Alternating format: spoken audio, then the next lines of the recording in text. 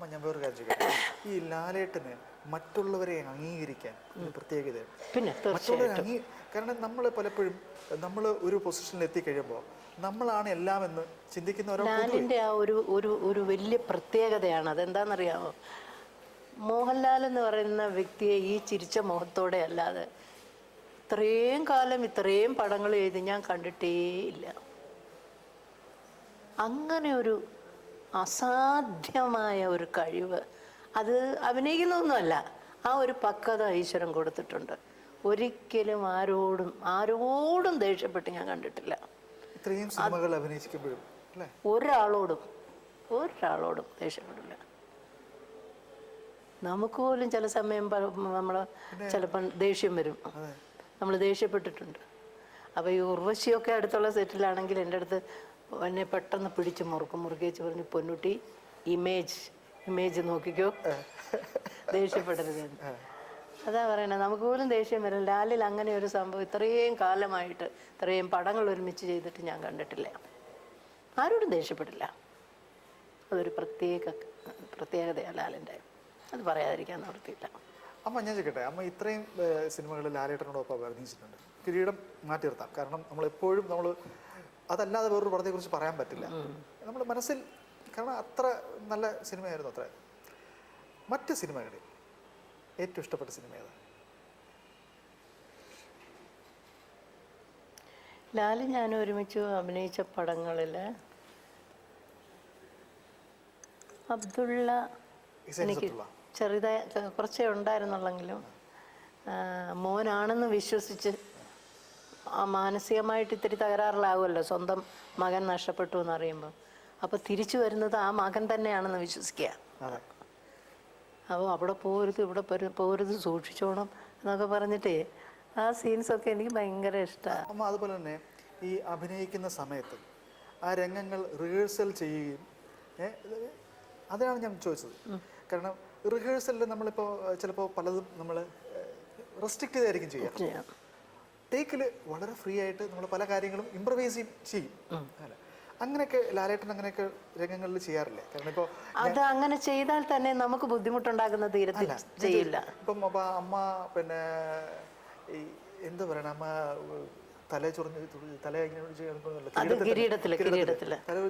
ഇതിനിടയ്ക്ക് ഇങ്ങനെ ചില മാനറിസങ്ങളൊക്കെ ഉണ്ട്. ഇങ്ങനെ വായിക്കുന്നതിനിടയ്ക്ക് അമ്മ കൈ എന്നെ പിടിച്ച് അതൊക്കെ നമ്മൾ ഒരു റിഹേഴ്സലിൽ നമ്മളിങ്ങനെ ചിലപ്പോൾ ചെയ്യൂല, റിഹേഴ്സൽ ചെയ്യില്ല. അതൊക്കെ അറിയാം. അത് ഞാൻ ആദ്യമേ പറഞ്ഞില്ലേ മോനെ, അതൊക്കെ അറിയാതെ വന്നു പോകുന്നതാ. അത് ലാല് ചെയ്യുമ്പം നമുക്കും അറിയാതെ വരും, നമ്മൾ ചെയ്യുമ്പം ലാലും അത് അറിയാണ്ട് ചെയ്യും.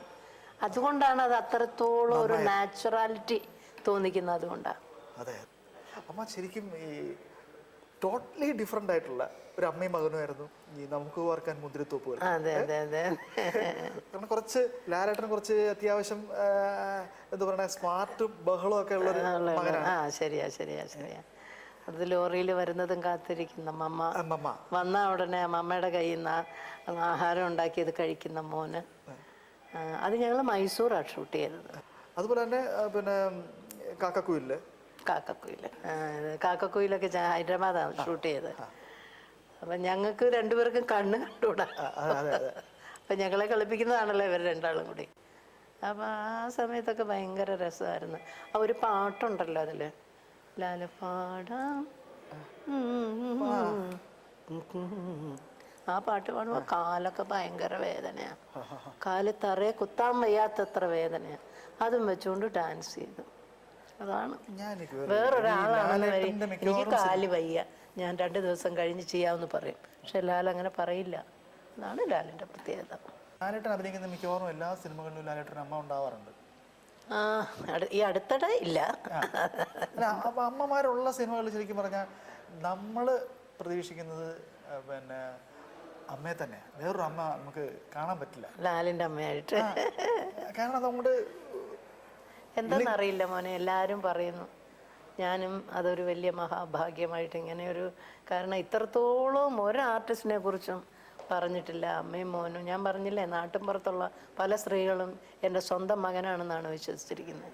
മോനെ കൊണ്ടുവന്നില്ലേ എന്നൊക്കെ ചോദിക്കുമെന്ന് പറഞ്ഞില്ലേ. അങ്ങനെ ഒരു ഭാഗ്യം എനിക്കുണ്ടായി. പിന്നെ ഒരുപാട് കുഞ്ഞുങ്ങൾ പോലും എനിക്ക് വേണ്ടി പ്രാർത്ഥിക്കുന്നുണ്ട് മോനെ. അതൊരു വലിയ മഹാഭാഗ്യ. പുറത്തു നിന്നൊക്കെ ആൾക്കാരൊക്കെ വിളിക്കുമ്പോൾ അമ്മയ്ക്ക് ദീർഘായുസോടെ അമ്മ എന്നും ഇരിക്കണം, ഞങ്ങൾക്ക് ഈ ശബ്ദം എന്നും കേൾക്കണം എന്നൊക്കെ പറയുമ്പം സത്യം പറഞ്ഞാൽ ഞാൻ എന്തോ ഒരു പുണ്യം ചെയ്ത ജന്മമായിട്ടായിരിക്കും എനിക്കിത് കേൾക്കാൻ ഇടയായത് അല്ലേ. അമ്മയുടെ മുഖം അവസാനം വരെ, അതായത് നമ്മള് എന്താണ്, അതാണ് ഞാൻ പറഞ്ഞത്, ദീർഘായുസോടെ ഇരിക്കുക. അന്ന് വരെ അമ്മയ്ക്ക് അഭിനയിക്കാൻ കഴിയും.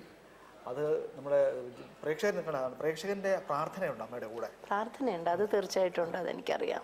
പിന്നെ ഞാൻ പറഞ്ഞില്ലേ, ഞാൻ ഈ പ്രപഞ്ചം സൃഷ്ടിച്ച ശക്തിയെ അത് ശ്രീകൃഷ്ണനിലൂടെയാണ് കാണുന്നത്. കൃഷ്ണഭക്തയാണ്, എപ്പോഴും കൃഷ്ണനാമം ഉരുവിട്ടുകൊണ്ടിരിക്കും. അപ്പോൾ എന്ത് വിഷമങ്ങളും ഇതുണ്ടെന്ന് വരിൽ എന്നെ അവിടെ നിന്നൊക്കെ ഇങ്ങനെ തള്ളി മാറ്റാറുണ്ട്. അപ്പോൾ അതിൽ എനിക്ക് ഭയങ്കര വിശ്വാസമാണ്. ഞാൻ വിളിച്ചാൽ എനിക്ക് വിളി കേട്ട് എന്നെ എന്നെ എന്നെ എന്താ പറയുന്നത്, കാക്കുന്നുണ്ട് കൃഷ്ണൻ. തീർച്ചയായിട്ടും. അപ്പോൾ ആ ഒരു ഇതൊക്കെ ഉണ്ട് ജീവിതത്തിൽ. അപ്പോൾ അമ്മ, എപ്പിസോഡ് അവസാനിപ്പിക്കാനുള്ള സമയമാവും. ആയിക്കോട്ടെ. ഒരുപാട് സന്തോഷം ഇന്ന് തിരനോട്ടത്തിൽ വന്നതിനും ലാലേട്ടൻ്റെ എൻ്റെ മോനെ കുറിച്ച്, അതെ, മകനെ കുറിച്ച് ഉള്ള കാര്യങ്ങളെല്ലാം പ്രേക്ഷകരുമായി പങ്കുവെച്ചതിനും ഒക്കെ ഒരുപാട് സന്തോഷം. നേരത്തെ പറഞ്ഞതുപോലെ തന്നെ തുടർന്നും ഒരുപാട് ചിത്രങ്ങളിൽ നമ്മൾ പ്രേക്ഷകനെ ഇഷ്ടപ്പെടുന്നതോളം കാലം ലാലേട്ടൻ്റെ സിനിമകളിൽ അമ്മയായിട്ട് തുടർന്ന് അഭിനയിക്കണം. അതുപോലെ തന്നെ ഒരുപാട് ചിത്രങ്ങളിലും ഒക്കെ അഭിനയിക്കണം എന്നുള്ള ആഗ്രഹമുണ്ട്. ഒരുപാട് നന്ദി അമ്മ തിരഞ്ഞെടുത്തത്. എല്ലാവർക്കും നന്ദി.